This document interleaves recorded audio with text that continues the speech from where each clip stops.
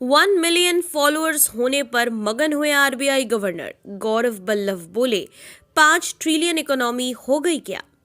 Corona महामारी के चलते भारत की लगातार गिर रही अर्थव्यवस्था को लेकर चिंताजनक स्थिति बनी हुई है, लेकिन प्रधानमंत्री इसके विपरीत बड़े बड़े दावे कर रहे हैं। हाल ही में एक इंटरव्यू के दौरान पीएम मोदी ने दावा किया है कि कोरोना संकट से उभरकर भारत आत्मनिर्भर देश बनेगा। साल 2024 तक $5 ट्रिलियन की अर्थव्यवस्था बनने का लक्ष्य भी हासिल करेगा। एक खबर सामने आई है कि भारत के सेंट्रल बैंक आरबीआई के ट्विटर हैंडल के फॉलोअर्स की संख्या 1 मिलियन पार कर चुकी है।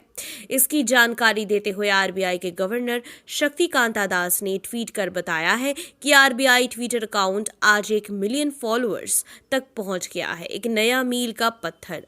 आरबीआई में मेरे सभी सहयोगियों को बधाई।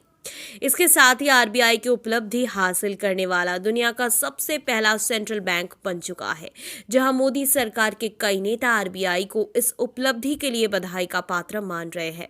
वहीं विपक्षी दलों के नेता इस पर मोदी सरकार को घेरने में लगे हैं।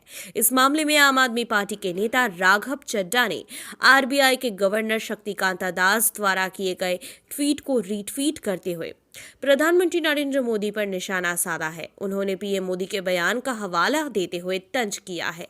आप नेता राघव चड्ढा ने लिखा है कि तो क्या हुआ अगर हम 5 ट्रिलियन तक नहीं पहुंच पाए, कम से कम हमारे सेंट्रल बैंक ने 1 मिलियन का आंकड़ा पार कर लिया है।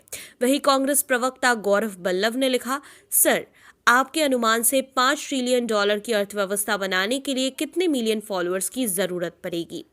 गौरतलब है कि प्रधानमंत्री नरेंद्र मोदी ने बीते साल भारत को 2025 तक $5 ट्रिलियन की अर्थव्यवस्था बनाने का लक्ष्य रखा था, जिसके लिए विकास दर निरंतर 8% रखने की बात कही गई थी, लेकिन इस साल नतीजे इसके बिल्कुल विपरीत पहुंचे हैं।